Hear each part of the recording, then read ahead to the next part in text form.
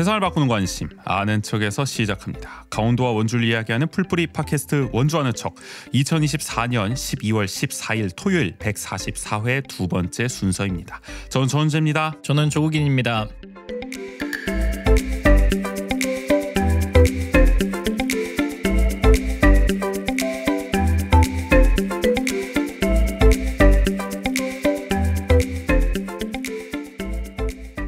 오늘 그깟 공놀이에서 강원FC 올 시즌 리뷰를 진행해 볼 텐데요. 어김없이 이분 나와주셨습니다. 인제 가면 언제 오나 김정우 씨 어서 오세요. 안녕하세요, 김정우입니다. 요즘 시국에 어디 좀 접경지대 상황은 좀 괜찮습니까? 정신 없었을 것 같은데. 정신 없긴 했는데요. 뭐 여러분이 뭐 걱정하시는 것만큼 또 큰 동요는 없었어요. 아니 뭐 저기 양군과 거기는 뭐 이렇게 접수됐다 군경에 의해서. 이게 사실 근데 비상 계엄이라는 게 뭐 사실 전시 상황이 아니다 보니까 접경 지역보다는 서울이 더 시끄러웠던 것 같아요. 아무래도 오히려 최전선이었기 때문에 또 서울이. 저희가 사실 그 지금은 이제 지난주 토요일에 녹음 중이기 때문에 아직 그 계엄의 여운이 가시지 않은 상황이에요. 이 방송이 나갈 때는 또 우리 한국 사회가 지금 어떻게 진행되고 있을지 궁금하기도 합니다만은 잘 정리가 돼 있으면 좋을 것 같고요. 아니 그리고 또 최근에 정우 씨가 저희 방송 들으면서 한 가지 좀 항의하고 싶은 게 있었어요. 항의하고 싶은 게 뭡니까 도대체? 있습니다. 제가 요즘 인제를 출퇴근하고 있지 않습니까? 그래서 1시간 정도 걸려요. 왔다 갔다 하는데. 그래갖고 1시간 동안 제가 원주 아는 척을 자주 듣는단 말이죠. 뭐 평소에는 잘 안 들으셨던 것처럼. 티가 나는 거예요 이제. 이참에 좀 들어봤다. 평소에도 자주 듣습니다만 이제 거의 올라오는 족족 듣는다. 근데 최근에 이제 읍면동전이 올라오지 않았습니까? 단계동 편. 단계동 편. 근데 거기에서 좀 불만인 게 아니. 다들 뭐 단계동 몇 년 사셨냐고 하니까 그 줍씨는 4년, 뭐 전우 씨 2년, 국인 씨도 뭐 다 합쳐도 뭐 8년? 아니 그럼 나를 불렀어야지. 저는 초등학교 3학년부터 대학교 4학년까지 살았는데 단계동에 10년, 20년 거의 15년? 15년. 네, 살았죠. 터주 대감이셨네. 그럼요. 단계동 좀 할 말이 많으셨겠어요. 거기 그 뭐야 주거에도 저희 아파트 제가 거쳐온 아파트 삼익 아파트와 벽산 아파트가 맞죠. 나오더라고요. 그 뭐 저희가 근데 뭐 부족한 점 있었습니까? 저희가 부족한 건 없었는데 아쉬웠다. 근데 저는 그 아쉬웠던 게 너무 활락가로 비춰져서 단계동의 이미지가. 그럼요. 그럼 단계동 어떤 도시 공간입니까? 지역입니까? 단계동은 활락가도 있지만 딱 그 단계 그 공원 있잖아요. 백강공원과 그 다음에 그 평원초등학교를 중심으로 완전히 달라집니다. 지역의 분위기가.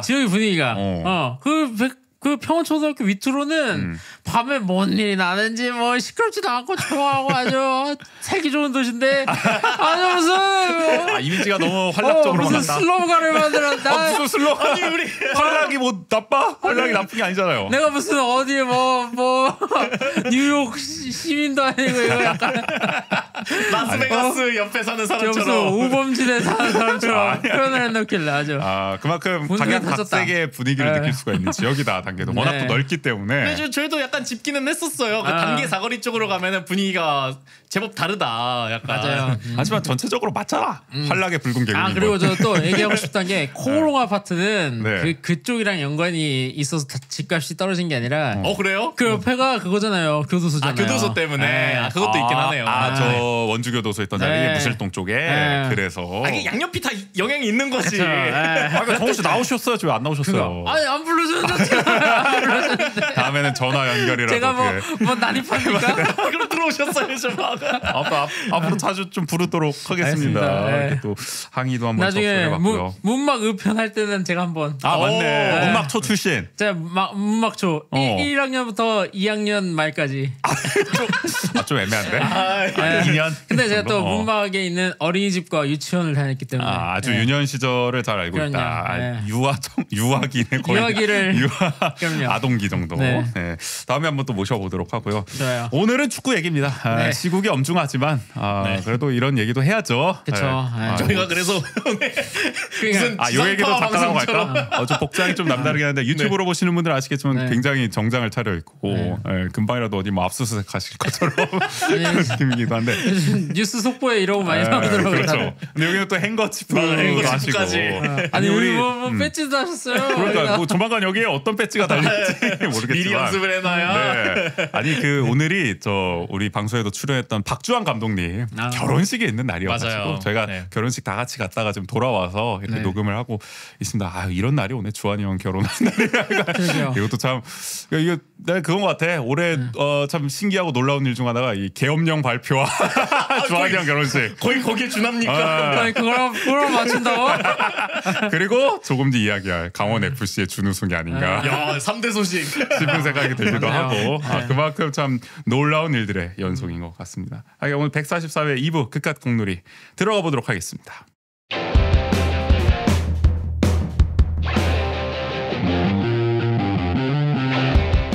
요절 복동 프랜차이즈 스포츠 토크 그깟 공놀이.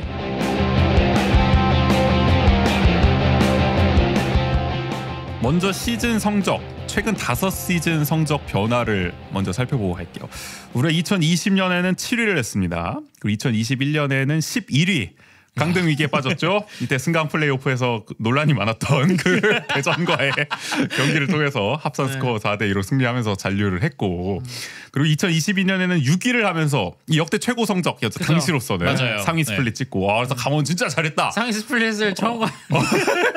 그래서 정말 이 윤스볼의 그야말로 진수를 보여줬던 시즌이었고, 그러다 또 작년 시즌에는 10위로 쳐지면서 역시 승강 플레이오프 김포를 상대로 합산 2대1 승리를 거두면서 겨우 또 잔류에 성공. 어떻게 보면 인천의 뒤를 잇는 잔류의 아이콘이었습니다. 올 시즌을 앞두고는 걱정이 많았죠. 작년에 강등이었고 뭐 딱히 그렇게 전력에 뭔가 이렇게 상승 요인이 상승이나, 없었기 네. 때문에 전문가들도 대부분 하위권을 점쳤습니다. 심지어 최하위를 전망한 전문가도 있었던 걸로 기억해요. 12위로. 그런데 2024년 무려 승점 64점, 19승 7무 12패를 기록하면서 준우승을 거뒀습니다. 우리가 리그 2위를 찍었어요. 야 이게 아무도 예상 못했던 일 아니겠습니까? 네. 다시 봐도 이게 그래서 25-26 시즌 AFC 챔피언스리그 진출권을 획득한 상황입니다. 역대 팀 최다 승점, 최다 승리 기록까지 세웠어요. 어떻게 이런 얘기가 가능했을까 싶기도 한데 믿기질 않네요. 아니 아직도. 멍멍할 정도예요. 네. 예. 그래서 일단은 요거 헷갈리는 분들이 있어서 좀 정리해 보면은 우리가 챔피언스리그 진출권은 확정을 했습니다. 다만 이제 AFC 이제 2로 가느냐, 엘리트로 가느냐, 챔피언스리그 엘리트로 가느냐, 지금 2로 가느냐의 문제죠. 그래서 경우의 수가 몇 가지가 있는데 거의 그 ACL 2, 그러니까 엘리트가 거의 확실시 됩니다. 네네. 그러나 그렇죠. 이제 몇 가지 경우가 있어요. 예를 들어서 광주가 올 시즌 ACL 2를 우승하게 되면은 네. 우리는 ACL 2 플레이오프로 진출해야 됩니다. 그렇죠. 직행을 못합니다. 이럴 네, 경우에는. 네. 그리고 광주가 올 시즌 ACL 2를 우승하고 전북이 ACL 2를 우승하면 강원은 ACL 2로 가게 됩니다. 그러니까 우리가 아직까지 엘리트 진출이 확정되지 않은 거는 요 경우가 있기 때문이에요. 전북이 ACL 2를 우승할 가능성이 있다. 맞아요. 그렇게 네. 되면 우리는 2로 빠질 수밖에 없다. 요 가능성 있을까요? 그렇게 높지는 않게. 왜냐면 전북은 네. 지금 뭐 ACL이 중요하지 않습니다. 그렇죠. 거기에 바라볼 이랜드와의 영혼의 지금 한 판을 남겨두고 있습니다. 저희 녹음하는 시점이었었는데 그쵸, 네. 결과가 아마 지금 방송 나갈 때 나왔을 텐데 이 두 가지를 제외한 나머지 경우에는 모두 강원이 ACL 2 본선 직행을 합니다. 그러니까 거의 뭐 90% 구분 응선은 거의 확정 지었다. 그쵸. 라고 네. 보시면 될 것 같고요. 네. 올해 돋보였던 기록은 역시 득점입니다. 팀 득점 공동 1위를 기록했어요. 리그에서 62득점. 역시 역대 팀 최다 득점입니다. 1위는 이상원 선수가 37경기에서 13득점. 2위는 양민혁 선수가 38경기에서 12득점. 3위는 코바체비치 선수가 15경기에서 4득점인데 근데 요거는 좀 이따 얘기하겠지만 사실은 2위와 3위의 차이가 근데 이 중간에 한 분이 계시거든요. 네. 원래는 그 20경기에서 10골을 넣으신 그 야읍읍 선수인데 그 야읍읍이 일단 지금은 이제 강원 소속이 아니기 때문에 그죠. 빠지긴 했습니다만은 하여간 득점 1, 2, 3위는 이렇습니다. 팀. 근데 반대급부로 실점이 정말 많이 늘었어요. 네. 작년에 그나마 강원이 그래도 수비는 괜찮다라는 평가를 받았었는데 올해는 진짜 공격에 좀 올인하는 모습. 그래서 실점은 리그 10위를 기록했습니다. 56실점. 그래서 파이널 A로만 따져도 5위에 머물렀고요. 야, 올 시즌 본프레레식 그러니까 축구를 했네요. 2골 먹으면 3골 넣고 3골 먹으면 4골 넣겠다. 이런 축구를 보여줬던 거고요. 팀이 잘 나가니까 이 흥행도 아주 돋보였습니다. 관중 리그 8위. 그러니까 작년에 9위였는데 한 계단 상승을 했어요. 평균 9,154명. 거의 10,000명대를 찍을 뻔했습니다. 맞아요. 오늘 몇 번 좀 직관을 가셨잖아요, 올 시즌에. 근데 제가 직관 갈 때마다는 10,000명이 넘었던 것 같은데요. 그러니까 사실 대부분 경기에서 맞아요. 10,000명 넘는 경우도 많았고. 네. 그리고 이게 춘천에서 강릉 넘어간 이후에는 네. 계속 10,000명을 원래. 좀 강릉만 놓고 보면 거의 그쵸. 10,000명 찍지 않았어요. 원래 항상 강릉이 견인을 관중 하죠. 동원율이 높고 뭐 축구에도 춘천은 오시잖아요. 조금 낮죠. 네. 그치. 제가 마지막 경기 이제 포항이랑 했던 마지막 경기를 갔는데 네. 그날 만석 아닌가? 만석이었고 만석하니까 한 11,500석 정도였던 것 같아요. 네. 그러니까 진짜 올 시즌 역대 최다 팀 관중을 찍었던 이제 시즌이란 게 그런 데서도 실감이 됐던 것 같고. 관중이 점점 늘고 있어요. 최근 보면은 2021년에 평균 1,326명이었고 2022년에 평균 2,165명. 그리고 작년이 평균 6,461명으로 3배 가까이 늘었는데 올해는 여기다가 이제 더 늘어났단 말이죠. 9,000명까지 3,000명이 무려 증가를 했습니다. 그쵸. 그러니까 최근 4년만 놓고 보면 거의 기하급수적으로 관중들이 늘고 있다. 이 강원의 축구 사랑이 어마어마해지고 있습니다. 이 도민들의. 이게 어쨌든 전체적인 K리그의 인기가 올라간데 반등하면서 같이 이제 팀 성적도 좋으니까. 어떻게 보면 올해 이 K리그 흥행의 최고 카드 중 하나가 또 강원의 선전 아니었겠습니까? 그쵸, 맞아요. 정리를 네. 해냈습니다. 이런 것들이 좀 돋보였던 것 같고 내년에 진짜 10,000명 찍는 거 아닌지 모르겠어요. 평균. 내년에 잘해. 벌써부터 결정해요. 그냥 영화만 보면은. 그럼요. 10,000명 넘어야죠. 잘 됐으면 좋겠어요. 네. 자, 그리고 리그 성적 살펴봤고요. 이제 컵 대회 성적으로 넘어가 보면은 코리아컵은 16강 진출로 만족을 해야 했습니다. 우리가 3라운드에서는 화성 FC를 상대로 3대1 승리를 거두면서 16강에 갔는데 16강에서 FC 서울을 만나서 원정에서 0대0 무승부, 그러나 승부차기까지 가면서 4대5로 석패를 했습니다. 이때 당시에 근데 강원은 로테이션을 돌렸어요. 대놓고. 맞아요. 서울은 그리고 아예 1군 스쿼드였을 거예요. 그때. 그래요? 그 정도면은 우리가 꽤 선전을 하고. 그래서 우리가 이제 그때 무승부로 이제 승부차기까지 갔을 때 그래도 뭐 이 정도면 나쁘지 잘했다. 않다. 그리고 우리가 뭐 코리아컵 우승이 애초에 목표는 아니었으니까. 그렇죠. 어차피 리그가 또 잘 되고 있었기 때문에 차라리 26강에서 떨어지고 좀 선택과 집중할 수 있었던 괜히 게 후반에 힘 뺄 바에는 그것도 나쁘지 않은 선택이죠. 뭐. 좋았던 것 같기도 합니다. 시즌 전체를 돌이켜봤을 때 그 후반기에 조금 그래도 힘이 빠졌었잖아요. 근데 그걸 생각하면은 만약에 그 코리아컵을 더 상위 라운드로 진출했으면은 그 여파가 더 크게 다가오지 않았을까라는 생각도 들고요. 그렇죠. 네. 자, 그래서 종합적으로 봤을 때 올 시즌 베스트 11 살펴보면은 한 4-4-2 포메이션을 기준으로 볼게요. 뭐 여러 가지 뭐 4-2-3-1도 있었고 우리가 백스리를 쓸 때도 있었고 변용은 있었습니다만은 평균적으로 이제 4-4-2라고 봤을 때 주전 골키퍼는 역시 이광현 선수였죠. 28경기에서 37골을 허용했습니다. 그러니까 올해는 실점이 진짜 확 많아졌어요. 지난 시즌에 비하면은. 네, 그리고 레프트백은 송준석 선수 22경기에서 한 골 넣었는데 근데 이따가도 말하겠지만 이제 송준석 아니면 보통 이제 이기혁 선수가 나왔었죠. 올 시즌.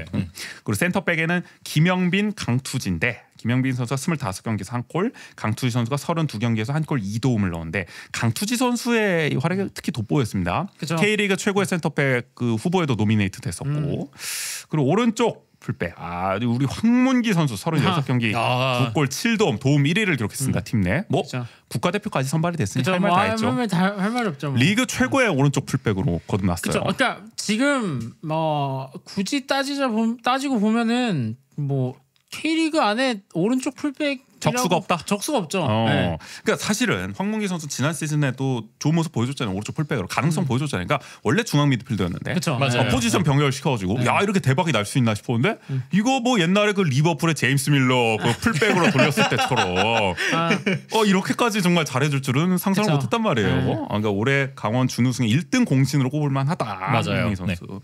미드필더 쪽으로 넘어가 보면은 왼쪽은 유인수 선수 28경기 2골 4개의 도움. 그리고 중앙 미드필더는 이기혁, 김강국인데 이기혁 선수가 35경기 4개의 도움을 기록했는데 사실 이기혁 선수는 정말 정신없었습니다 올해. 뭐 중앙 미드필더도 뛰었다가 레프트백도 뛰었다가 센터백도 뛰었다가 다 정말 제 몫을 해줬어요. 자리 갈 때마다. 근데 이제 최종적으로는 K리그 레프트백 아마 후보 중 한 명으로 노미네이트된 걸로 기억을 하는데 그만큼 뭐 팀에 없어서는 안 되는 귀중한 또 존재였죠. 김강국 선수도 이제 32경기 1개의 도움으로 리그에서 이제 확실한 또 중앙 미드필더로 자리를 잡는 모습 주전으로서 그런 활약을 펼쳤고요. 역시 오른쪽 미드필더 이 양민혁 선수. 말이 필요 올 시즌 뭐 최고의 슈퍼스타. 슈퍼 루키. 38경기 12골과 6개의 도움. U22 자원이 이런 활약을 펼쳐주면은 뭐 감독은 더할 나위가 없죠. 이게 지금 그 양민혁 선수가 그 우리 팀에서 유일하게 전경기 출장 했어요. 그만큼 체력도 대단하다. 그 인터뷰를 봤던 것 같아요. 이정효 감독이 그러니까 보통 U22 선수들은 체력이 아직 잘 안 올라와 있어서 만들어져 있지 않아서 쉽게 지치고 당연히 많은 경기를 뛰기 어려운데 그래서 뭐 초반에 잘 나가더라도 시즌 후반 들어가면 하락세를 타고 이런 경우인데 양민혁 선수는 사실 뭐 후반까지도 그 득점을 계속 해줬고 전 경기를 뛸 만큼 또 체력적으로도 완성된 모습을 어느 정도 보여줬단 말이에요. 그런 점이 상당히 또 시즌 내내 꾸준한 활약을 이어갈 수 있었던 배경이었던 것 같고요. 그리고 스트라이커 투톱 먼저 이상원 선수 37경기 13골과 6개의 도움. 리그를 대표하는 이제 공격수로 우뚝 섰습니다. 그리고 초반에 성적을 치고 올라가는 데 있어서 계속 아주 뭐 격격한 공을 세웠죠. 사실 이상원 선수가 고생을 많이 했잖아요. 여기저기 뭐 이 팀 저 팀 이동을 많이 했고 그런 과정에서 이제 올 시즌 초반에 득점왕 페이스로 사실 시작을 할 때 막 눈물도 흘리고 막 이랬었거든요. 인터뷰 하다가 그동안 고생한 게 다 생각이 나니까. 거의 인간 승리의 표본으로서 그래서 유튜브에 뭐 관련 영상이 엄청 올라왔었어요. 그때 당시에. 그래서 지금 이제 국내 선수로는 득점 1위예요. 올 시즌. 그렇죠? 전체 리그 득점에서는 이제 4위인데 이제 무고사 일류첸코 야고에 이어서 이상원이기 때문에 국내 선수 중에서는 1위다. 어엿한 이제 K리그 최고의 스트라이커로 우뚝 섰다. 그리고 이제 중간에 합류했던 외국인 선수 코바체비치도 15경기 냈골. 그냥 중요한 순간마다 또 골을 넣어줘가지고 임팩트를 많이 남겼던 것 같아요. 자, 서브로 가보면은 뭐 올해 백업 키퍼는 또 박청효 선수가 또 활약을 해줬습니다. 9경기에서 9골을 허용하긴 했습니다만 그래도 그래도 생각보다 좀 준용이 되긴 했었어요. 컵대에도 나오고 초반에는 이제 어쨌든 박청효 선수가 김포에서 왔잖아요. K2 최고의 골키퍼였잖아요. 그러니까 저희랑 이제 그 승강 플레이오프 할 때 그때 활약을 좀 해가지고 슈퍼 세이브의 연속이었죠. 그래가지고 영입을 해서 사실 윤정환 감독도 초반에는 이광현과 박청효를 경쟁을 해보면서 누굴 주전으로 쓸까를 고민을 했던 것 같아요. 근데 그러다가는 뭐 나중에는 초반에 이제 좀 실점이 좀 많아지니까 실점이 많아지다 보니까 이광현 선수가 나중엔 주전이 좀 자리를 잡게 되고 어쨌든 뭐 그런 모양새로 좀 흘러갔는데 백업 키퍼로서 역할은 어쨌든 잘 해줬습니다. 그리고 레프트 백으로 이제 윤석영 선수가 올해도 이제 17경기 2골 2개의 도움을 기록했는데 역시나 뭐 아무래도 이제 또 베테랑이다 보니까 이게 많은 경기를 또 뛰기는 좀 어려운 상황이기도 했고 부상도 좀 있지 않았나요? 네네 그렇죠. 체력적인 문제도 좀 있었고 윤석영 선수는 어쨌든 좀 팀 내 이제는 정신적인 형과 지지로서 근데 또 윤석영 선수가 이 2골 중에 한 골이 그 엄청난 프리킥 골이 하나 있었잖아요. 맞아요. 임팩트를 남겼어요. 그래도 우리 형 프리미어리그까지 갔다 왔어. EPL 클래스 어디 안 간다고. 누구는 뭐 EPL 안 가본 줄 알아. 아니 그리고 녹슬지 않았다. 녹슬지 않았어. 그리고 어쨌든 올해 이제 주장이기도 했으니까. 그리고 사실은 한국영 선수가 중간에 이적을 또 했기 때문에 리더급 선수로서 또 막중한 또 책임감을 짊어지지 않았나. 그러니까 이런 선수는 물론 필드 안에서도 영향력을 발휘하지만 꼭 필드가 아니더라도 팀에 되게 중요한 역할들을 케미스트리를 다지는 역할을 해줘야 되는 거죠. 우리 저 DB가 먼저 DB가 1라운드 부진했던 것도 그 케미스트리에서 문제가 생겼기 때문 아닙니까? 그런 역할을 누군가가 해줘야 되는 강상대 선수라든지 이런 선수들이. 그래도 요즘은 또 요즘 또 치고 올라가고 있어요. 또 연승을 좀 하는 것 같은데. 참 묘하게 저희가 또 따끔하게 질책하면 잘하고. 우리가 잘할 거라 그랬잖아. 이제 올라갈 수 있다. 그런 거. 잠깐 농구 얘기해봤고. 자, 그리고 센터백에는 U22 전이었던 이 신민아 선수가 돋보였습니다. 특히 막판에 아주 결정적인 수비도 많이 보여주면서 팬들한테는 또 미래에 기대감을 갖게 하는 활약을 펼쳤어요. 20경기에 출전했습니다. 신민아 선수는 이제 뭐 앞으로가 좀 기대되는 선수. 아마 뭐 우리가 이제 뭐 김영빈 선수라든지 이제 또 아무래도 베테랑 자원들이 있으니까 서서히 또 세대 교체가 필요하거든요. 센터백 쪽에. 그 뭐 강투진 선수도 아무래도 외국인 선수다 보니까 언제 또 떠날지 모르는 상황 오래 남아줬으면 좋겠습니다만은 어쨌든 그 백업 자원으로서의 선두 주전 신민아 선수가 돋보이고 있다. 자, 그리고 이 선수는 사실 거의 주전이라고 봐도 좋아요. 거의 주전이죠. 네. 이유연 선수 임대로 영입을 했는데 정말 없었으면 어쩔 뻔했나 싶습니다. 그쵸. 일단 원래 이 선수의 기본 포지션은 라이트백 또는 레프트백 양쪽 풀백을 다 볼 수 있는 장점인 선수인데 올해는 뭐 이 양쪽 풀백뿐만 아니라 뭐 수비형 미드필더, 중앙 미드필더까지 가면서 전천후로 활약을 펼쳤습니다. 25경기에서 1도움. 그러니까 윤정환 감독이 수비형 미드필더를 기용할 때도 있고 좀 중앙 허리를 좀 두텁게 할 때는 중앙 미드필더를 좀 많이 기용할 때가 있었는데 그때마다 이유연 선수가 좀 전진 배치가 돼가지고 또 수비적인 롤을 잘 해냈던 것으로 기억을 합니다. 확실히 윤정환 감독이 이런 그러니까 그 삼선 자원과 최후방 자원을 봤을 때 그걸 유기적으로 쓰는 그리고 그 유기적으로 뛸 수 있는 선수를 조금 애용하는 것 같기는 해요. 맞아요. 네. 그리고 그런 능력을 참 잘 알아보고 활용을 하는 적재적소에 놓는 능력이 탁월하죠. 그리고 중앙 미드필더 자원들이 좀 많았는데 군대 갔다 돌아온 김동현 선수 시즌 중반부터 합류해서 12경기 그래도 잘 뛰어줬습니다. 네. 어떻게 좀 평가하세요? 아니 사실 좀 김동현 선수의 활약을 못내 좀 아쉬워하시는 것 같더라고요. 그러니까 좀 아쉬웠다는 거는 어쨌든 김동현이라는 선수가 군대 가기 전에 모습을 못 보여준 게 좀 아쉽다. 왜냐면 그때는 좀 더 좀 창의적이고 좀 더 공격적인 모습을 많이 보여줬다면 그렇죠. 군대 갔다 와서는 어쨌든 근데 뭐 상무에서 제대를 하고 왔으니까 몸이 뭐 완전히 완성은 돼 있지 않았겠지만 그렇죠. 아니면 또 팀의 그 전술이나 이런 것에 윤스볼은 처음 겪은 거잖아요. 그렇죠. 그러다 보니까 조금 적응이 어려웠을 수도 있겠지만 그래도 좀 아쉬웠다. 클래스가 있는 선수다 보니. 그럼요. 그러니까 우리가 조금 이제 시즌 중후반 약간 이제 좀 위기에 빠지는 순간에 좀 김동현 선수가 이제 투입이 됐으니까. 그렇죠. 그때 딱 중앙 미드필더가 필요한 시점이긴 그러니까 했어요. 부상자들이 막 나오면서. 근데 그때 아주 뭐 우리가 기대한 만큼 활약은 아니었다. 그래서 12경기 잘 뛰어줬고요. 그리고 김대우 선수도 14경기 한 골 2개의 도움. 김대우 선수는 초반에 강원의 상승세를 함께 이끌었지만은 결국에는 이제 부상을 좀 계속 달고 다니면서 더 많은 경기는 뛰지 못한 아쉬움이 있는 것 같아요.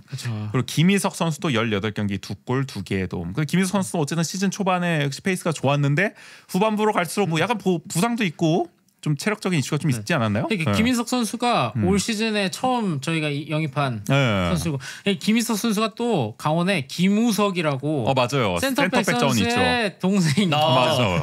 형제인데 그래갖고 기대를 많이 했었는데 기대한 만큼 첫 경기부터 한 5경기까지는 잘했습니다. 엄청나게 잘하는 거예요. 리그 최고의 허리를 자랑했어요. 김희석 미쳤다 진짜. 올 시즌 진짜 단단히 하겠다. 근데 중간에 한번 무릎인가 뭐 맞아요. 너무 열심히 뛰었어요. 그때 그러니까 태클이 아예 잘못 들어갔을 때 그때 그래서? 아예 부상을 입은 뒤로 그게 아마 거의 시즌 아웃 정도의 그거였을 거예요 아마. 부상이. 네. 그래가지고 엄청 그것 때문에 오래 고생하고 그래서 경기에 많이 못 나왔죠. 많이 못 나왔어요. 20경기도 사실 두 선수가 못 뛰었어요. 김희석, 김대우 모두 초반에 그 페이스를 생각하면 사실 중반까지 계속 잘 뛰어줬더라면 우리 순위가 달라졌을 수도 있겠다. 그러니까 그런 부분에서 이제 중미에서의 약간 어려움들이. 그리고 윙어로는 조진혁 선수가 27경기 2골 1개 동 굉장히 많은 경기 나왔습니다. 교체 투입으로 주로 또 많이 출전을 했기 때문에 주로 뭐 왼쪽 오른쪽 백업 자원으로 활약을 해줬고 이 선수 얘기해야 됩니까? 그 스트라이커의 뭐 얘기하죠. 뭐 야고 선수 20경기 10골 1개 동 기록으로만 보면은 전반기에 뭐 사실 강원을 우승 경쟁시킨 최고의 선수 중 한 명이었습니다. 맞아요. 네. 제가 사실 작년 이제 리뷰랑 올해 프리뷰 때 야구를 내보내야 된다. 맞아. 기억해. 야구는 필요 없다. 야구는 너무 둔하고 뭐 득점도 못하고 내보내야 된다. 장점이 없다. 빨리 내보내야 된다. 우리 가브리엘이 있으니까. 근데 오히려 가브리엘이 못하고 야구가 잘했던 시즌. 그러니까. 아닌가. 오늘. 그래서 쭉 칭찬으로 끝났으면 좋겠는데.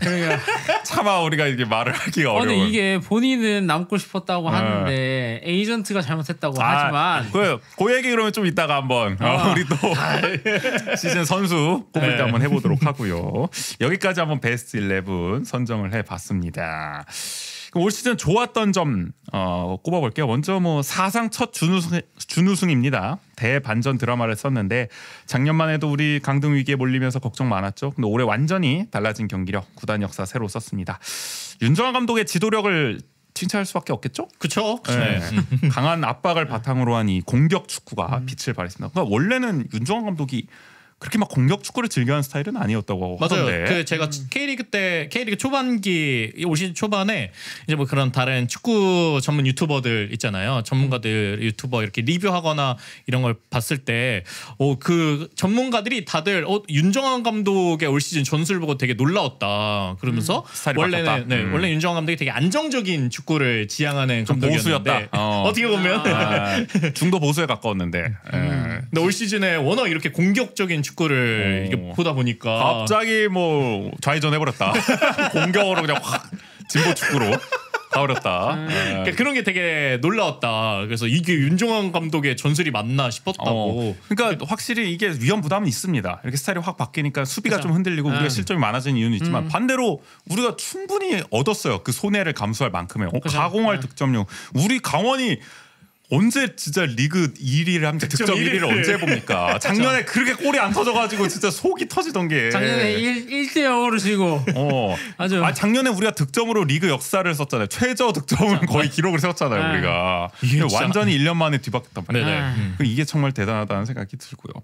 그리고 앞서 말씀해 주셨지만 이 선수들을 정말 적재적소에 잘 활용을 했다. 뭐 황문기, 이기혁, 이우연 이런 선수들이 멀티플레이어로 기용이 됐는데 사실은 아무나 멀티플레이어로 기용한다고 다 잘 뛸 수 있는 게 아니잖아요. 그럼요. 이 선수가 어디 가면은 잘 뛰겠다를 감독이 딱 눈으로 캐치를 해야 그 기용이 가능한 건데 선수 보는 눈이 확실히 윤정환 감독이 좋다는 거를 이런 적재적소에 좀 기용하는 것을 통해서 알 수 있었던 것 같고요. 그러니까 이게 전술에 따라서 그게 유연하지 않으면은 오히려 황문기 선수가 중앙 미드필더를 띄웠기 때문에 이우연 선수를 라이트백에 놓고 황문기 선수를 다시 중미로 올리는 선택을 할 수도 있는 거잖아요. 그렇죠. 그러니까 근데 물론 워낙 황문기 선수가 그 라이트백에서 잘하긴 했지만. 맞아요. 우리도 로버트슨 있으면 밀러를 쪽을 안 쓰거든요. 하지만 계속 썼다. 그게 참 좋은 선택이었다는 생각이 들고 덕분에 황문기 선수, 뭐 이기혁 선수 뭐 다 리그 최고 수준의 선수 반열에 올라섰고 뭐 이유연 선수도 아주 쏠쏠한 활약을 펼쳐줬고 그리고 무엇보다 고교생에 불과했던 양민혁 선수를 눈여겨보고 바로 주전으로 기용하는 그런 어떤 결단을 내린 점 이게 올해 강원의 성공을 이끌었다라고 볼 수가 있는 거죠. 사실 그 쉽지 않은 선택이거든요. 감독 입장에서 고교생이 아무리 반짝이는 재능을 보이더라도 그게 양민혁 선수가 이게 K리그 시작하기 전에 저희가 튀르키예로 전지훈련을 했잖아요. 갔었죠. 근데 사실 이게 뭐 어느 구단도 마찬가지지만 고등학생을 전지훈련에 데려가기가 쉽지가 않거든요. 그 자체도 이례적이에요. 왜냐면 고등학생이건 뭐 대학생이건 프로건 비행기값 뭐 현실적으로 우리 또 도민구단이니까 비행기값, 숙소비, 식비 다 들어가는 거잖아요. 한 명이 맞아요. 늘면 늘수록 그게 다 돈이란 말이죠. FM 해보신 분들은 아실 거예요. 아까워. 그래가지고 그렇게 데려가는 게 사실 쉽지가 않은데 그 어쨌든 전지훈련에서도 양민혁 선수가 그때 한 골 1골 1도움을 했을 맞아요. 거예요. 눈에 띄는 활약. 저희도 그래서 기대감을 모았었죠. 그러니까 그때부터 이제 뭐 활약을 보여줬고 그게 아마 시즌으로 이어진 게 아닌가. 근데 그러니까 그게 진짜 신기한 게 그래도 기용을 하는 선택을 하기까지가 어렵잖아요. 그렇죠. 그러니까 우리 한화도 막 김서현 뭐 오키나와 캠프에서 뭐 160 호투 막 3이닝 무실점 뭐 OK 이렇게 한다 해도 막상 시즌 기용하면은 뭐 OK가 뭡니까? OP 홈런 뭐 이렇게 되지. 오볼레. 근데 실제로 이렇게 어쨌든 과감하게 딱 결단을 내려서 시즌까지도 이렇게 믿음을 주니까 결국 양민혁 선수도 꽃을 피울 수 있지 않았을까. 윤정환 감독이 좀 믿음의 축구가 맞아요. 잘 풀리니까 이것도 빛을 발했다 우리가 평가할 수가 있는 거죠. 양민혁 선수 얘기 바로 해보죠. 올해 뭐 한국 축구를 뒤흔든 슈퍼 루키였습니다. 슈퍼스타까지 뭐 올라섰죠. 2006년생인데 고교생 신분 그리고 준 프로로 시작을 했는데 믿기지 않는 대활약을 펼치면서 결국은 고교생 최초로 준 프로에서 바로 프로로 계약이 전환이 되는 그런 활약을 펼쳤고 저희가 그런 전지훈련 때 활약을 보면서 올해 프리뷰할 때 농담 삼아서 양씨고 포지션도 비슷하니까 양현준의 뒤만 좀 이어주면 뭐 뒤가 뭡니까 반 정도의 활약만 펼쳐줘도 좋겠다. 라고 했는데 뭐 그 말이 뭐 그 이상을 해냈습니다. 이게 뭐 양현준 선수 대단한 활약을 펼치겠는데 지금 이 양민혁은 거의 뭐 MVP에 MVP 6번 활약을 펼쳤잖아요. 네. 그러니까 이 정도로 할 줄은 정말 꿈에도 몰랐습니다. 38경기에 12골과 6개의 도움. 리그 최초 이달의 영플레이어상을 5번이나 수상을 했고요. 최연소 이달의 선수상을 수상했습니다. 그리고 K리그 1 MVP 최종 후보 3인에 노미네이트가 됐어요. 물론 조현우 선수가 받긴 했습니다만은. 자, 그리고 K리그 1 영플레이어상을 수상했는데 감독, 주장, 미디어 투표에서 역대 가장 높은 92.16점을 받았습니다. 뭐 몰표죠? 거의 사실상 그리고 뭐 양민혁 선수는 뭐 그러니까 무슨 기록을 세우든 그냥 다 최연소. 다 최연소 최초 뭐 자기도 기억 못할 겁니다. 너무 많아가지고. 그냥 양민혁이 뭐 상 받았다? 그럼 최연소. 맞아요. 거의 그 예전에 고종수 선수도 난 기억 안 나는데 고종수까지는. 웃었는데. 고종수까지는 좀.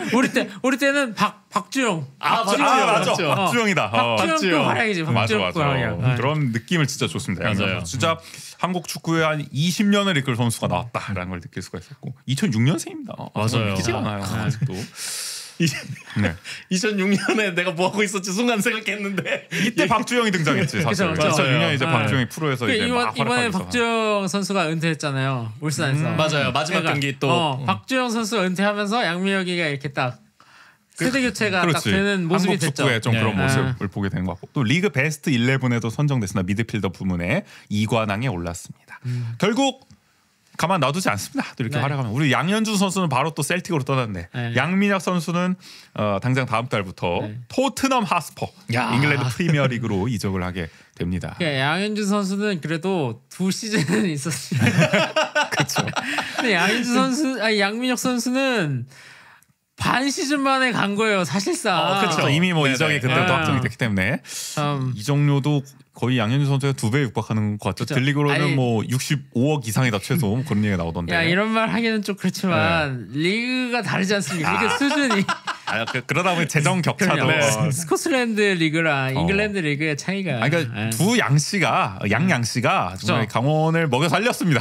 지금 보면은. 제가 그 양현준 선수 갔을 때도 뭐 엄청 얘기했잖아요. 뭐 이걸로 그렇죠. 뭐 춘천에 호수공원 분수 세운다 막 그랬는데. 지금은 제가 봤을 땐 이 양민혁 선수 이적료 그 뭐야 거기 행정타운으로 들어간다. 김진태 야심작의 행정복합타운 사업에 빌딩 하나 올라갑니까? 빌딩 하나 올라가죠. 여기도 그 정도면 양민혁 빌딩 하나 들어설 수 있다. 그만큼 뭐 강원에는 큰 도움을 줬고 강원이 점점 키움이 히어로즈가 되는 것 같아. 계속 선수들 이적료로 재정을 충당하는 느낌이 그래서 들기도 아마 하고. 양민혁 선수는 제가 알기로는 16일날 이제 그리고 출국하는 걸로. 맞아. 아니 우리가 원래 그리고 또 춘천에서 카퍼레이드 하려고 그랬는데 원래 5일이죠. 맞아요. 어젠가요? 녹음 기준으로는 양민혁 선수가 또 마지막으로 또 팬들한테 인사하는 자리가 되려고 했는데 춘천도청 앞에서 맞아요. 또 갑자기 또 이게 친이 쿠데타가 터져가지고 이 못하는 초회를 벌어지게 됐는데 그러니까 이제 손흥민과 한솥밥을 먹게 됐는데 좌흥민 우민혁 근데 그렇게 봐야 되나? 손흥민이 선수가 그래요? 한솥밥을 안 먹게 될 수도. 그래요?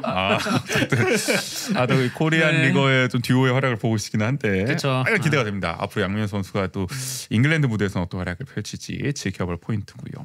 그 양민혁 선수뿐만 아니라 다른 선수들도 잘해줬으니까 우리가 존중할 수 있었죠. 특히 이적생들의 알토란 활약이 돋보였습니다. 대부분 사실 저평가되는 선수들이었는데 강원에 와서 꽃을 피웠어요. 예를 들면 이상원 선수 그리고 이기혁 선수, 김강국, 이우현, 김희석 영입 선수들이 그렇게 우리가 솔직히 큰 돈을 들이지 않았거든요. 그렇죠. 근데 정말 그 들인 돈의 몇 배 이상의 활약, 리그 최고 수준의 활약을 펼쳐준 덕분에 우리가 이렇게 준우승까지 거둘 수 있었던 거죠. 저희가 사실 처음에 시즌 시작할 때 이 선수들 영입 명단이 막 나왔잖아요. 영입했다 나왔을 때 아니 우리는 K1인데 K2 선수들 데려다가 하면은 이게 뭐 상대가 되겠냐. 그래서 저희도 성적의 향상이 기대되기 어렵다라고 판단했던 것도 그런 어떻게 보면은 이제 뎁스 강화라고 생각했죠. 저희는 이게 뭐 주전급은 아니다. 그냥 좀 두텁게 해서 로테이션 열심히 돌리려나 보다 그렇게 생각을 했는데 플래톤 시스템이다 했는데 이게 웬걸 뭐 리그 최고의 공격수와 최고의 미드필더를 영입하고 됐습니다. 강원 FC의 스카우터들이 잘 알아봐. 하고 있는 것 같아요. 그러니까. 그러니까 그것도 되게 중요하잖아요. 우리가 재정적인 그 여건 상에서 가장 적합한 선수를 데려오는. 그렇죠. 아니 생각해보면 왜요? 아니 그러니까 우리가 만약에 돈이 진짜 많아. 만약에 전북이야. 그럼 뭐 이수건 야 돈으로 사면 돼. 보는 거지. 연습하고 보면 되지. 뭐 이수고 잘해? 그러면 뭐 돈 줘서 사면 돼. 근데 그게 안 되잖아. 우린 신중하게 해야 된다. 한 명 한 명. 근데 외국인 선수도 생각해 보면 잘 데려와서 야구도 결국에는 꽃을 피웠고 그쵸. 지난 시즌 뭐 가브리엘도 있었고 올해 코바체비치도 어쨌든 알투란 같은 활약을 마지막에 또 결정질 때 펼쳐줬잖아요. 맞아요. 그 어떤 한정된 시간 속에서 되게 그래도 물론 뭐 카미야 유타 같은 사례도 있지만 어쨌든 그런 그리고 코바체비치 말고 하지치. 하지치는 보신 적 있으세요? 거의 기억도 안 나는데.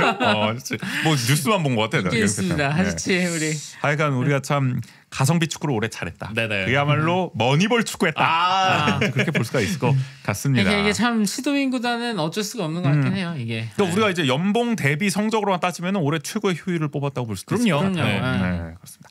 하여간 이게 좋았던 점이 굉장히 많았는데 아쉬웠던 점도 뭐 하나 좀 꼽아볼 수 있다면은 역시 우승을 아깝게 놓친 거죠. 막판에 우리가 경쟁에서 미끄러지고 말았습니다. 사실 저희가 1위였을 때도 있었어요. 그래도 그렇죠. 제법 있었어요. 네. 전반기까지는 아주 비등비등하게 우승 경쟁을 했죠. 비등비등했고 우리가 울산보다 위에 있었던 적도 있고. 맞아요. 그러니까 보면은 우리가 24라운드부터 27라운드까지는 4연승을 달리면서 분위기가 아주 좋았단 말이에요. 그렇죠. 이때 당시부터. 근데 28라운드 이게 8월 24일 FC 서울전인데 이때부터 2대 0으로 0대 2로 패합니다. 이때부터 불안하더니 5경기 연속 무승을 달리게 되죠. 그 9월 28일 32라운드까지. 그러니까 이때가 결정적이었던 것 같아요. 28라운드부터 32라운드까지의 5경기 무승. 이때가 가장 중요한 울산과의 그 우승 경쟁이 펼쳐지던 시기였는데. 아니 근데 올 시즌 이상하게 좀 서울한테 저는 유독 약간 밀리는 우리가 뭐 코리아컵도 지고 그런 시즌이 아니었나. 아니 그래도 우리 왜 미끄러진 겁니까? 어떻게 보세요? 저는 개인적으로 강원의 고질적인 징크스 중에 하나인 울산을 못 이기는 게 울산을 가장 큰 원인이지 않았나. 그럼 울산을 못 이기면 뭐 우승을 못 하는 거지. 우리의 가장 큰 경쟁 상단은 울산이었는데. 그렇죠. 근데 울산과의 경기에서 계속 지고 다른 팀을 아무리 이긴다고 해도 승점이 사실 이제. 승점을 좁힐 수가 없죠.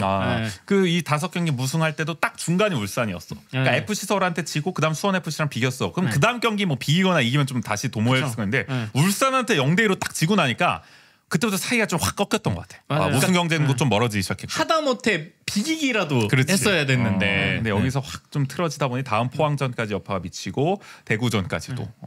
그리고 사실 그 지금 저희가 보고 있는 이 후반기의 울산은 사실 좀 팀 내부적으로 잡음이 많았잖아요. 감독도 사퇴하고 맞아요. 그런 상황에서 우리가 이길 수도 있겠다라는 생각을 가지고 경기에 이번만큼은 진짜 우리가 울산 잡는다.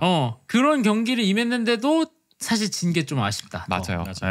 그러다 보니 뭐 우승은 어려워질 수밖에 없었고 전반적으로 또 전반기와 후반기를 비교 보면 후반기는 또 야구가 이적을 하다 보니까 득점력이 감사할 수밖에 없죠. 우리 주 득점포였는데. 하필 또 울산으로.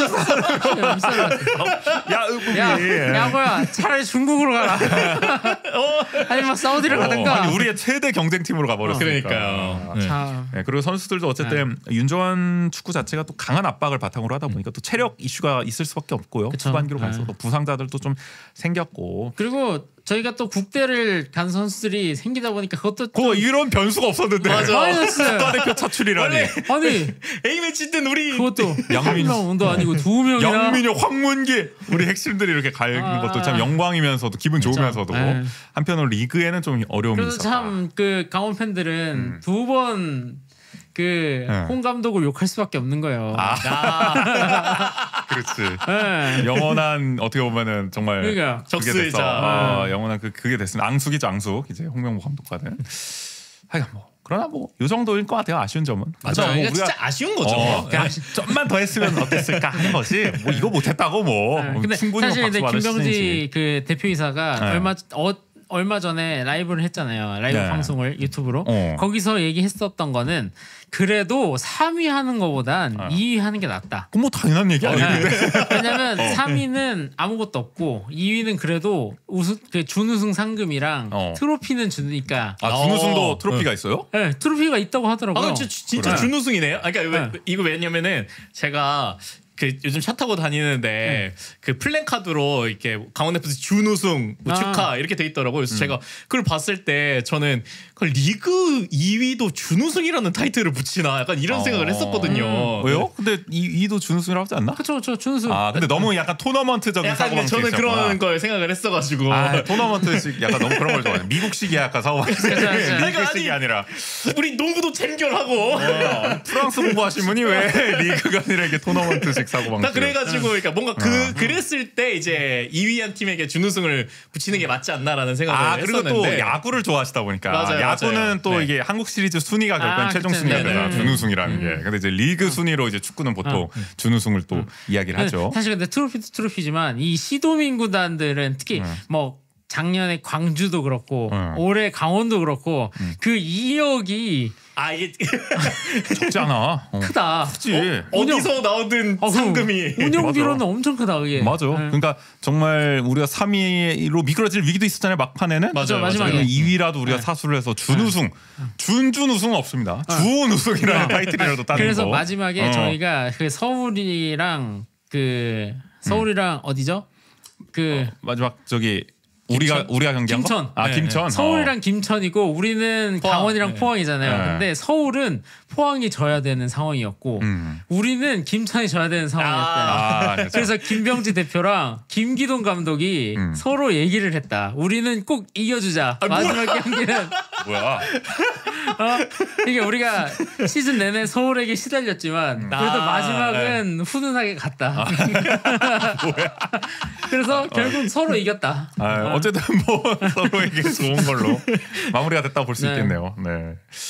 하여간 그랬고 선수들 좀 꼽아보죠. 최고의 최악의 인상적인 선수. 네. 최고의 선수는 좀 후보가 올 시즌은 많은 것 같습니다. 맞아요. 네. 일단은 정우 씨는 누굴 꼽으시겠어요? 최고의 저요? 선수. 근데 다 똑같은 분 뽑으실 거 아니에요? 아니요, 좀 아니요? 얘기 들어보고. 네.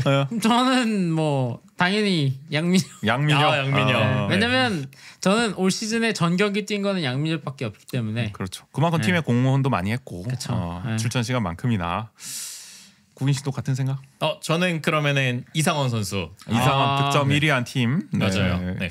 그리고 저는 그러니까 득점도 인상적이긴 한데 이상원 선수가 약간 그 공격형 미드필더 그 이선에 빠져서 앞선으로 넣어주는 그런 키패스 이런 게 되게 좀 인상적이더라고요. 섀도우 스트라이커로서 사실 역할을 톡톡히 해줬죠. 최전방에만 있었던 게 아닌데도 그런 연계 플레이도 상당히 돋보였던 것 같고. 그러면 이거 뭐 서로 안배해서 하는 건 재미없긴 한데 뭐 양민혁 이상 꼽아주셨으니까 저는 황문기 선수 해야죠. 출전 시간도 굉장히 많았고 또 팀 내 도움 1위를 차지할 정도로 풀백 뭐 미드필더 오가면서 뭐 정말 제 몫을 톡톡히 해줬다. 국가대표까지 승선을 하면서 말이죠. 그래서 사실 이 양민혁, 이상원, 황문기 이 세 선수가 있었으니까 준우승까지 갈 수 있었다. 그쵸. 가장 핵심 3인방이 아니었나 싶습니다. 요거는 의견이 모아질 수도 있겠다는 생각이 드네. 최악의 선수 그러면은 뭐? 정우 씨. 뭐 얼마 있습니까? 저 위에서도 얘기했지만 야구지 않을까요? 야구 카리엘로 선수. 네. 근데 저는 사실 야구 뽑을까 뭐 여타 외국인 선수들 뽑을까 대체로 올해 외국인 선수들이 조금 고민했지만 그래도 팀을 떠난 것만큼 뭐 최악은 없는 것 같습니다. 야구가 사실 10골이나 넣을 만큼 전반기 우리 팀을 먹여 살리기는 했는데 그 떠나는 과정이 그 앞에 있었던 모든 활약을 다 지워버렸던 것 같아요. 그리고 뭐 떠나는 거 뭐 이해합니다. 왜냐면 뭐 그래서 진짜 계약에 따라서 프로는 원래 그렇죠. 그런 거 아닙니까? 뭐 더 좋은 대우를 해주는 팀을 갈 수 있죠. 근데 그 가는 과정에서 본인은 안 가고 싶다는 얘기를 하지 말았어야죠. 그러면 자꾸 그런 식으로 그런 식으로 좀 자기는 잘못한 게 없지만 뭐 에이전트가 잘못했다느니 이런 얘기를 언투를 너무 했다. 괜히 뭐 강원 팬들한테 희망을 준다든지 그런 게 문제였다는 거예요. 얌전히 가면 모르겠는데 그냥 통상적으로 이적하듯이 그건 뭐 팬들도 이해할 거 아닙니까? 잘하니까 또 돈 많은 팀들이 채가네. 뭐 이렇게 또 우린 익숙하니까 강원은. 그리고 아니면 뭐 시즌 끝나고 하던가 그래도. 그러니까. 근데 중간에 어떻게 보면 이렇게 딱 우승 경쟁팀으로 이적을 하는 게 이게 모양새가 그렇게 좋아 보이지 않다. 이게 저거 아니까 레스터가 한창 우승 경쟁하고 있는데 제이미 바디가 갑자기 뭐 맨유나 뭐 맨시티 뭐 이런 데로 간 거 아닙니까 지금? 아니 그리고 뭐 울산에서도 주전으로 뛴 것 같지는 않던데요? 제가 봤을 땐 그런가요? 좀 나오긴 했는데 근데 울산에서는 이게 뭐 전혀 장점을 보여주지 못하면서 결국에는 울산 팬들 입장에서도 분통을 터지게 했던 여러모로 배드 엔딩이 되고 새드 엔딩, 배드 엔딩이 되고 말았습니다. 울산 입장에서 그냥 돈 써서 우리 우승 경제팀 전력 약화시켰다. 요 정도 도루로 그냥. 이게 뭐야? 이게 무슨 축구리그야? 뭐 주식시장도 아니고 서로. 네, 야구 선수 뭐 활약과는 별개로 어쨌든 팬들을 너무 실망시켰기 때문에 맞아요. 최악의 선수로 뽑아봤고요. 뭐 다 동의하시는 거죠? 네네. 네. 생각해보면 그러니까 가브리엘 선수를 꼽을까 하다가도 이게 부진한 선수 부진을 최악이라고까지 또 팀 성적이 좋았으니까 부진은 좀 눈 감아줄 수 있는데 맞아요. 이런 식의 팬들을 정말 분노케 한 이적은 참을 수가 없다. 자 그럼 인상적인 선수 뽑아보면은 이 선수는 그래도 아주 뭐 이렇게 좀 알토란 같은 활약을 좀 보여줬다. 누굴 꼽을 수가 있을까요? 저는 김광국 선수. 김광국 우리 중앙 미드필더로서 32경기를 책임져줬죠. 그러니까 이 중앙 미드필더 자원들이 계속 조금 위기 상황에 놓이고 그랬었는데 그리고 김광국 선수가 저희도 뭐 계속 뭐 프리뷰할 때나 이렇게 얘기하긴 했지만 이 선수가 막 엄청 주전으로 맹활약을 펼칠 거라고 생각하지는 않았었잖아요. 사실 백업 자원으로 여겨졌죠. 네네. 그렇죠. 그러니까 그런데도 어쨌든 계속 그 자리를 잘 지켜주고 그 자리를 지켜준 것뿐만이 아니라 역할을 다 해놨다는 점에서 그러니까 올해 K리그 1의 주전으로 뛰기에 손색이 없는 그 선수라는 것을 입증해 보였어요. 맞아요. 처음으로 어떻게 보면 풀타임 주전으로 뛰면서 우리가 예전에 저 김강욱 선수 이 얘기한 적 있었나? 그 대학 시절에 인천대였잖아요. 그렇죠. 인천대 시절 별명이 구크바 아니었습니까? 김강국 포그바 해가지고. 구크바였는데 우리가 만들어서 준 거잖아요. 정말 우리 강원에서만큼 구크바라는 이름에 걸맞을 그래서 저는 사실 활약이었다. 김강국 선수가 영입 확정이 됐을 때 좀 내심 반가웠습니다. 맞아요. 내가 또 이렇게 해줬던 구쿠바가 또 강원까지 오다니. 어떻게. 저희가 예전에 그 저 아마추어 축구 야구 미디어를 할 때 그때 한참 인천대와 고려대 경기를 저희가 리뷰하면서 리뷰했을 때 이제 김강욱 선수가 대활약을 펼칠 때 정우 씨가 이 선수를 주목해야 된다 하여간 했던. 근데 사실 저는 그때 고려대의 조영욱 선수나 정우진 선수 같은 지금 뭐 프로에서 뛰고 있는 선수들을 주의 깊게 보려고 그 경기를 본 거였거든요. 근데 오히려 그 경기에서 제일 돋보였던 건 김강국 선수였어요. 본인의 뭐 스카우트의 자질을 좀 어필하는 거 엄청나게. 내가 알아봤다 그때부터. 내가 강원 FC 스카우터로 가야겠다. 안 되겠다 이거. 어쨌든 올해 아주 좋은 활약, 최고의 영입 중 한 명이 됐고요. 정우 씨는 인상적인 선수. 저는 아무래도 이기혁 선수를 빼놓을 수가 없을 것 같아요. 리그 탑 클래스 선수로 올라섰죠. 그리고 저는 사실 이기혁 선수가 뭐 중앙 미드필더도 뛰고 왼쪽 풀백도 뛰고 뭐 했지만 센터백을 뛸 때가 가장 인상 깊었다. 왜냐면 이기혁 선수가 피지컬로 봤을 때는 사실 센터백을 뛸 수 있는 선수가 아니거든요. 뭐 키나 뭐 피지컬로 봤을 때. 근데 사실 전 이기혁 선수를 볼 때마다 느끼는 건 참 이거는 뭐 칭찬으로 하는 말이에요. 근데 참 리산드로 마르티네즈 같다는 얘기가 생각이 좀 들어요. 방금 그 얘기를 하려고 했는데. 그리고 또 심지어 이기혁 선수도 왼발이에요. 그러다 보니까 그러니까 리산드로 마르티네즈도 어쨌든 피지컬이 안 좋다 보니까 몸싸움을 주력으로 하는 센터백은 아니잖아요. 근데 그 선수만의 장점은 이제 후방 빌드업이라든지 특히 왼발로 뻗어주는 킥이 좋잖아요. 근데 그걸 이기혁 선수가 올해 K리그에서 많이 보여줬던 것 같아요. 킥이 좋잖아요. 이기혁 선수가. 그런 게 센터백에 가서도 계속 장점으로 살아있다는 거. 위축되지 않고. 그러니까 오히려 센터백이 그렇게 뒤에서 잘 뿌려주니까 뭐 양민혁 선수든 유인수 선수든 그러니까 볼이 계속 살아나갈 수 있는 거죠. 빌드업이 되는 거죠. 윤정환 축구가 그래서 잘 가동이 될 수가 있었던 거고 볼이 워낙 잘 뿌려지니까. 그쵸. 그런 점이 이제 지난 시즌과 좀 달랐던 점인 것 같기도 합니다. 이혁 선수 35경기 나와서 4개 동 거의 뭐 풀타임에 가깝게 뛰어서 볼 수가 있어요. 저는 그러면은 좀 많은 선수들이 있는데 고민이 됩니다만은 그러면은 저는 그 강투지 선수 오늘 너무 안 나왔어. 강투지 너무 잘했죠. 강투지. 어떻게 보면 이기혁 선수가 그런 활약을 펼칠 수 있는 것도 강투지 선수가 있었기 때문이죠. 맞아요. 강투지 선수가 뭐 어쨌든 리그 최고의 올해 수비수 중 한 명으로 꼽히고 있지 않겠습니까? 우리 실점이 많아지긴 했지만 그래도 강투지가 있었으니까 그나마 덜 먹었다. 제가 봤을 때 올해 K리그 전체로 봤을 때 거의 투탑은 강투지랑 그 서울에 그 어디 저 중동 쪽에서 온 그래요? 그 센터백이 진짜 진짜 괴물이거든요. 이름은 몰라 근데. 이름이 생각이 안 나요 갑자기. 너무 단단했어. 아니 어느 정도였길래 하여간 뭐 그 선수와 함께 가장 돋보인 그렇지 않았을까. 외국인 이제 센터백 중 한 명이다라고 볼 수가 있는 것 같고 하여간 사실 저는 고민되는 게 이유연 선수도 올해 진짜 잘해줬는데. 이유연 선수 너무 잘했죠. 이유연 꼽고시긴 한데 어때야 돼? 꼽으면 잊으면 안 된다고 우리가. 최고가 아니니까 인상적인 선수였으니까. 이유연 선수도 정말 멀티플레이어로서 없었으면은 우리가 참 뎁스가 많이 얇았어요. 맞아요. 근데 뭐 중미까지도 봐주고 풀백도 봐주고 하면서 도움을 많이 줬죠. 저는 그게 참 신기한 것 같아요. 이런 풀백 자원이었던 선수들이 수미에서도 제 역할을 해준다라는 게, 그러니까 이게 센터백을 보던 선수가 수미로 가는 경우는 그래도 종종 있잖아요. 그렇죠. 근데 이게 풀백에서 센터백 그 수비형 미드필더나 아니면 중앙 미드필더의 역할을 한다라는 게 쉬운 일이 아닌데 그러니까 그런 역할을 또 잘 해줬다라는 게. 혹시 아까 FC 서울 야잔 선수인가요? 맞아. 야잔 알아랍 선수? 맞아. 요르단 출신에 피지컬이 뭐 188에 90kg. 괴물이라니까. 이 선수 왼발잡이네. 이 선수와 함께 강투지가 뭐 투탑이었다 올해. 그렇고 저는 뭐 송준석 선수도 어쨌든 송준석 제가 뽑으려 했는데 원래 왜 안 뽑으셨어? 그러니까 너무 많아 올해. 근데 이제 볼 선수가 다 얘기해보죠. 송준석 선수. 저는 송준석 선수를 왜 뽑으려고 했냐면 사실 강원 FC라는 팀의 컬러가 사실 뭐 좋게 말하면 선수들이 순하다. 우리 강원 선수들이 나쁘게 말하면 너무 투지가 없다라는 게 있었거든요 원래. 그러니까 각 팀마다 약간 파이터들이 있잖아요. 그렇죠. 근데 그런 선수들이 강원은 없었단 말이죠. 원래 그동안은 우린 당하고만 살았다. 항상 뭐 에이스가 뭐 견제를 당하던 에이스가 뭐 심한 태클을 당해도 우리 적극적으로 얘기하는 사람이 없었어. 우리는 예를 들어 뭐 양현준이 집중 견제를 당하거나 이럴 때도 그래도 본인이 헤쳐 나가야 됐단 말이야 그때는. 근데 송주석 선수가 사실 좀 그런 파이터 같은 기질이 좀 있어요. 그래요? 김진규 같은 약간 그런. 그 정도까지는 아니야.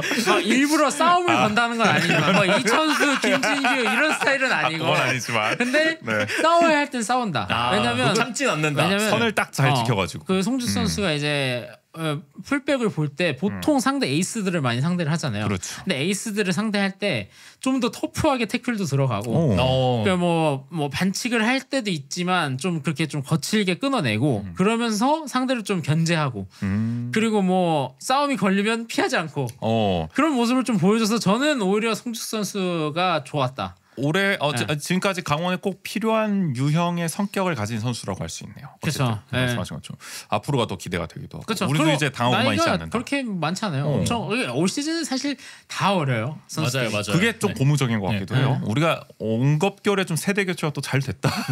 젊은 선수 위주로 확 한 번에 또 바뀐 게 또 미래를 또 기대하게 하는 어떤 지점이지 않을까 싶기도 합니다.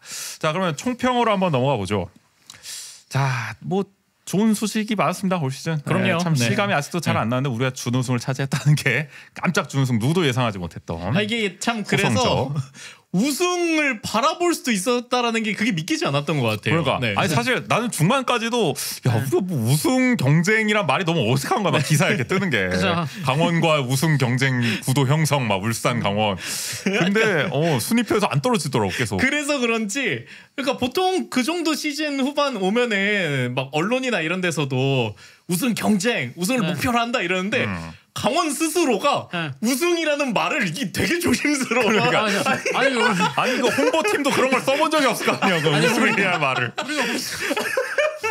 그러니까 이게 무슨 입에 담기도 어려운 말처럼 이렇게 생각하는 듯한 뉘앙스가 있었어요. 잔류는 너무 익숙하지. 아니 상위 스플릿까지는 익숙하지. 뭐 아챔, 뭐 우승 이거 너무 낯설단 말이야. 사실 상위 스플릿도 익숙하진 않아요. 그래도 몇 번 안 가봤죠. 가끔 찍어 먹어봤지 이거. 맞아. 그러니까 진짜 제 FM에서만 벌어지던 일이. 맞아요. 제가 FM에서는 뭐 강원으로 뭐 7시즌 연속 우승하고 했거든요. 그런 느낌에. 다음 시즌에 감독하셔야 되는 거 아니야? 이게 뭐야? 어쨌든 너무나 놀라운 일을 보여줬고 제가 사실 그 시즌 전망할 때 올 시즌 농담 삼아서 뭐 진지했습니다만은 정말 아시아 챔피언스리그 진출할 것 같다 이렇게 예상했는데 그걸 뛰어넘는 2위에 예상 한 3위 정도 하지 않을까 싶었는데 2위를 하면서 적중을 했습니다. 어쨌든 그리고 우리도 이제 아시아 무대로 간다. 참 이런 날이 오네요. 그러니까요. 이게 해외 어떻게 보면 중계 화면에서 강원의 경기가 이렇게 나오는 장면도 볼 수 있는 거 아닙니까? 강릉 종합 운동장은 보여줘도 괜찮은데 춘천 송암은 좀 창피해. 근데 아마 ACL 규정에 그러게요. 제가 지금 보도로 봐서는 강릉으로 한다고 신청한다고 본 것 같아요. 그래야 될 거예요. 규격이 아마 강릉이 맞는 것 같다. 춘천 송암은 아마 일단 산지부터 한대. 쉽지가 않아 관리가. 강릉이 제일 나을 것 같고. 가변석 문제 뭐 이런 것도 있어요. 그렇죠. 네, 그런 것도 있고. 근데 이게 사실 아시아 무대로 가는 게 참 기대도 되고 설레기도 하지만 한편으로는 뭐 좀 걱정이 되기도 하는 게 우리가 지금 올해 코리아컵도 그나마 이제 탈락을 해가지고 올해 리그에 집중해서 이렇게 2위까지 할 수 있었던 건데 그렇죠. 내년에 아챔까지 원래 아챔은 좀 시즌 후반기에 펼쳐지긴 합니다만은 감당할 만한 여력이 있을까? 그러니까요. 아마도 이 더블 스쿼드를 우리가 구축할 수 있을까? 그렇죠. 고민은 있기도 해요. 그 비행기 표는 비행기표 그거부터 걱정하시죠. 도에서 해주나요? 호텔 숙박비나 뭐 이런 것까지. 도의회에서 어떻게 좀 예산 심의가 되려나요? 그래도 우리가 참가하면서 받는 돈이 있으니까 아침에 그런 거 어쨌든 그런 거 걱정까지 해야 돼. 아무튼 그러니까 이게 참 시도민 구단에 좀 비해하지 않나. 양민혁 판돈 좀 까면 될 것 같고요. 네. 그리고 말씀하신 것처럼 사실 시민 도민 구단들이 아침에 이제 나갔을 때 그게 좀 부작용으로 다가오는 경우도 있었잖아요. 그러니까 뭐 오히려 좀 어려움을 겪게 되는 예를 들어서 옛날에 성남이라든지 경남, 뭐 인천, 뭐 올 시즌에 대구, 광주도 마찬가지로 리그에서는 좀 이제 부진한 성적을 거두게 됐잖아요. 이제 아침에 나가면서 이 경남이 되게 거의 극과 극이었잖아요. 경남은 아침 나가고 사실 공격적으로 투자를 했잖아요. 그 뒤로. 근데 그게 반대급부로 복리로 다가왔죠. 나중에 강등이 되고 그게 다 빚이 되고 이러면서 그리고 한참 못 올라오고 있잖아요. 맞아요. 그러니까 우리도 자칫하면 너무 과욕을 부리게 될 경우에는 우리도 아침 이때다 하고 막 대대적으로 막 추경 편성하고 막 해가지고 그러니까 지금처럼 이렇게 예리한 눈으로 스카우트를 또 가동해서 그런 머니볼 약간 축구처럼 이렇게 해야 되는데 하던 대로 해야 되는데 돈 들어와 이제 돈 들어올 거야. 그러니까 너무 과욕 부리면 이제 큰일 난다. 그래서 김병지 대표 그 라이브에서도 가장 지적 많이 했던 부분이 이거긴 했어요. 그러니까 전철을 밟진 말아야 된다. 그렇죠. 우리가 사실 지금 대구도 올 시즌 승강 플레이오프 갔죠. 그렇죠. 광주도 뭐 계속 보도 나오는 거 보면은 뭐 지금 빚이 몇백억이고 올해 예산 삭감됐죠 지금. 그런 상황을 밟지는 말아야 된다고. 그래서 사실 뭐 저희가 뒤에 얘기할 윤정환 감독 재계약과도 사실 연결이 되는 문제긴. 그 얘기 바로 해보죠. 이게 걱정되는 요소들이 있습니다. 우리가 기분은 참 좋은데 올 시즌 다음 시즌 생각하면은 낙관적이지만은 않아요. 맞아요. 일단은 올해 이 마법을 부린 윤정환 감독 재계약 실패했습니다. 연봉 아마 좀 차이가 있었죠. 10억을 불렀던 걸로 알려져 있는데 언론상으로는 우리가 마지막 제안이 그럼 얼마 정도였던 거예요? 6억? 6억 정도? 6억 정도. 4억의 격차. 크긴 하네. 그 갭이 좀. 윤정환 감독이 요구한 거는. 그러니까 K리그 전체 감독 중에 최고 수준을 달라. 난 감독상 탔으니까. 그러니까 뭐 거의 뭐 울산, 뭐 서울 이 정도의 금액을 요구했던 것 같아요. 근데 저희가 제시한 거는 그러니까 시도민 구단 중에서는 최고로 주겠다. 최고 대우. 그게 한 6억 정도. 할 만큼 했습니다. 우리는. 그러니까 뭐 이게 언론상으로 지금 나온 거는 원래 우승하면 그 연봉 인상을 해서 5억을 주겠다라고 돼 있었대요. 근데 이제 그건 안 됐지만 그래도 그걸 뭐 더 높게 해가지고 우리는 6억을 제시했다. 근데 윤정환 감독은 훨씬 더 많은 돈을 이제 부르게 된 거군요. 몸값이 워낙 뛰었기 때문에. 맞아요. 근데 이게 사실 아까 제가 앞에서도 말씀드렸지만 시도민 구단의 참 비애인 게 우리가 우승을 하던 준우승을 하던 도의회에서 예산이 크게 늘지 않아요. 그렇죠. 아니 우승했으니 올해는 2배를 줍시다. 우승했으니 행정타운의 반을 떼줍시다. 그렇게 안 하잖아. 근데 뭐 기업 구단 같은 경우에는 구단주가 기분이 좋으면 우리 김승현 회장님처럼 기분이 좋으면 뭐 10억 20억씩 그냥 줄 수도 있잖아요. 그럼요. 근데 그게 안 되는 게 시도민 구단의 특성인 거고. 아니 되게 안쓰러웠던 게 우리 10억 줄 수는 있다. 근데 10억 주면은 내년 7월부터 월급을 못 준다. 못 준단 말이죠.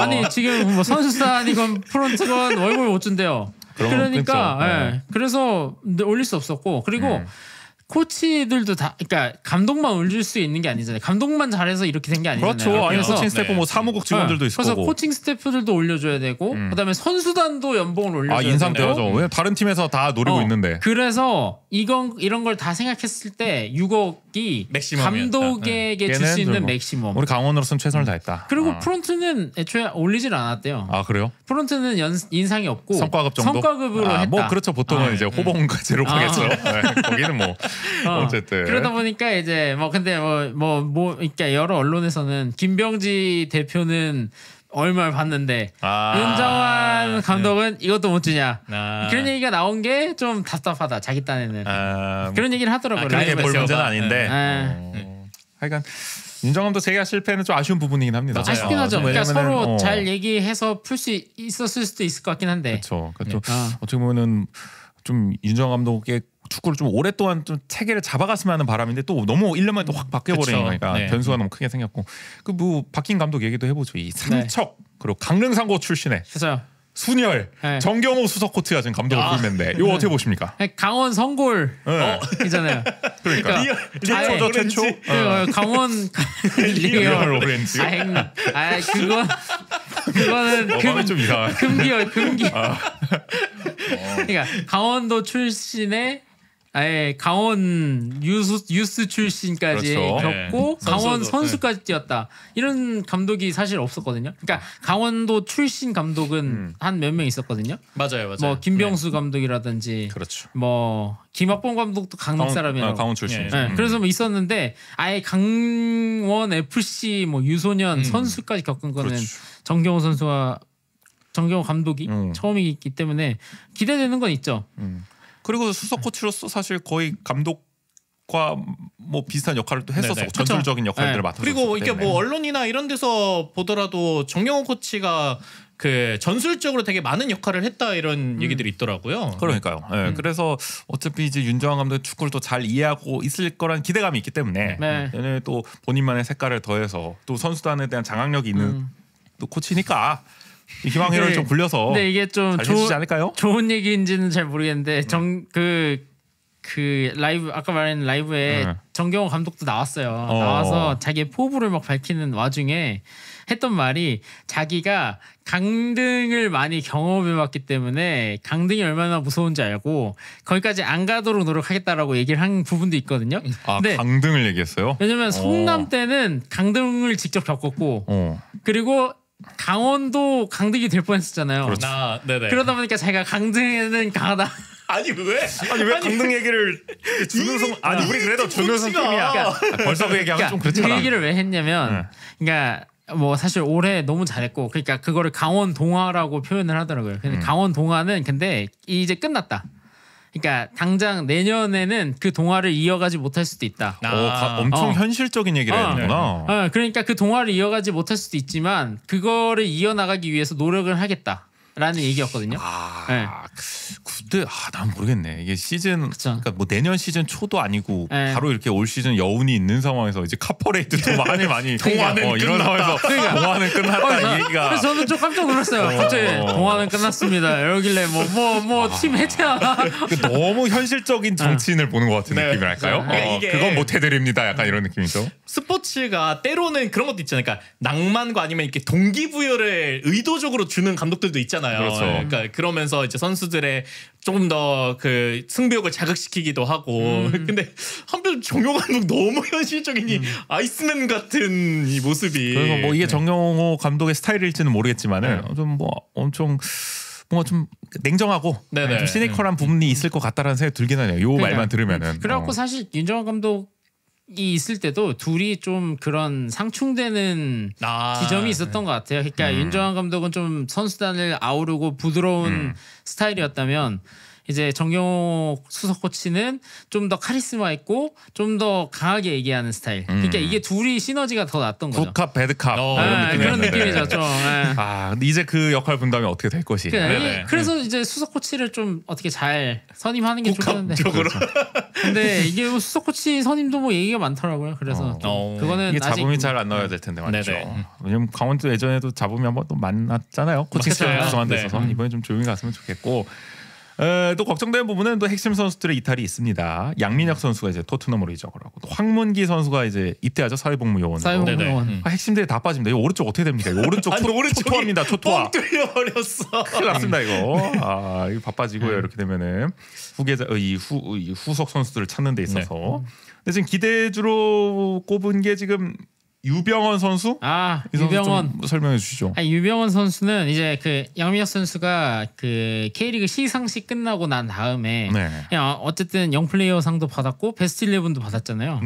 그래갖고 어쨌든 기자들이 질문을 했어요. 이게 이제 토트넘으로 가는데 그러니까 본인의 뒤를 맡길 수 있는 선수가 있냐라는 질문에 양민혁 선수가 지명한 선수거든요.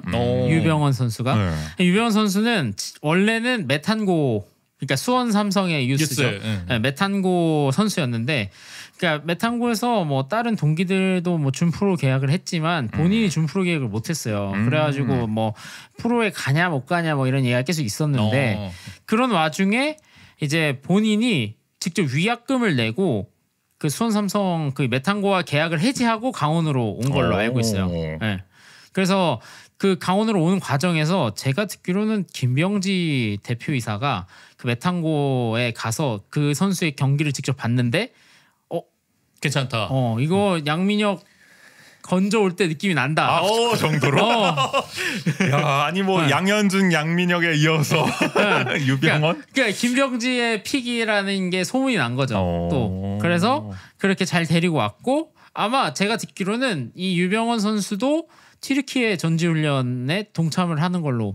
그래요? 이 무슨 진짜 제2의 양현준, 양민혁으로 만들겠다. 약간 약속의 땅 같은 느낌이에요 지금. 그러니까 이번에도 강원 FC가 튀르키예로 또 전지훈련을 떠나잖아요. 그래서 그 전지훈련에서 또 어떤 모습을 보여줄지가 좀 기대가 되네요. 한번 주목을 좀 해봐야 될 것 같습니다. 그 얘기하니까 문득 저희가 총평에서 약간 그 얘기를 좀 빼놨다고 생각이 드는 게 김병지 대표이사의 1년을 한번 돌아봐야도 되지 않을까. 한번 돌아봐 주시죠. 그러니까 그게 저희가 뭐 이렇게 시즌 초 때는 어쨌든 이 바뀌는 과정이나 이런 거 있어서 잘 할 수 있을까에 대한 우려들도 있었잖아요. 그러니까 그런 모습들이. 근데 그런 면에 있어서 1년을 그래도 예상보다 이렇게 되게 잘 보냈다라는 생각이 저는 좀 들어가지고. 있죠. 그리고 뭐 재계약에도 어쨌든 성공을 했으니까 앞으로 뭐 김진태 구단주가 또 전권을 주겠다라고 근데 주자마자 지금 윤정환 재계약은 실패하긴 했는데 잘하시겠죠 앞으로. 오른손 저 김병지 대표이사는 뭐 어쨌든 성적이 잘 나왔으니까 맞아요. 뭐 제 역할을 했다고 볼 수가 있겠죠. 내년도 잘 이끌어줬으면 좋겠고요. 재계약을 한 만큼. 어쨌든 그렇습니다. 올해 강원 정말 역사를 새로 썼고요. 이제는 아시아로 갑니다. 최고의 시즌을 보낸 강원 FC 시즌 리뷰 진행해 봤습니다. 그깟 공놀이였어요.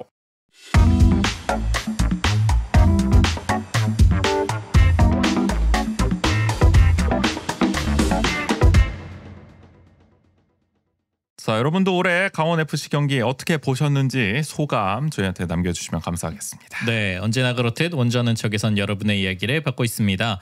방송을 들은 후기, 원주에서 살면서 겪은 소소한 에피소드, 요즘 고민 등 어떤 이야기든 좋습니다. 주제와 분량 상관없이 마음껏 보내주세요. 이야기를 보내주실 구글 폼 링크는 영상 설명, 댓글, 저희 SNS에 달아놓겠습니다. 원주하는 척은 여러분의 후원으로 운영합니다. 보내주신 소중한 후원금은 저희 방송 제작에 큰 힘이 됩니다.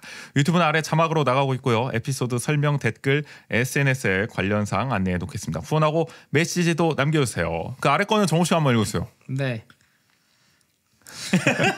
안 보고 있었죠. 아래 이거 맨 마지막 거 읽어주세요. 원주 아는 척은 유튜브, 스포티파이, 팟빵, 네이버 오디오 클립, 플로에서 감상하실 수 있습니다. 취향에 맞는 플랫폼에서 들으실 수 있고요. 매일매일 강원도와 원주 이야기를 올리는 인스타그램, 페이스북 계정도 운영 중입니다. 지역이 어떻게 돌아가고 있는지 궁금하시다면 팔로우 부탁드릴게요. TTS야. 그러니까 거의. 아니 저한테 시킬 거면 미리 말씀을 하셔야죠. 아니 지난번에 출연하셨을 때도 저희가 지난번에는 미리 얘기를 주셨잖아요. 제가 그래서 준비를 하고 있었는데 우리가 호흡이 원래는 제가 마지막에는 아무 말도 안 하고 있다가 안녕만 하면 되는데 이렇게. 그럼 이제 안녕만 하시면 됩니다. 자, 그럼 오늘 144회 2부는 여기서 마무리하겠습니다. 정우 씨도 함께 보내드리고요. 네. 지금까지 진행해 전세 조국인 김정원이었습니다. 모두 안녕. 하면 되는데 나는.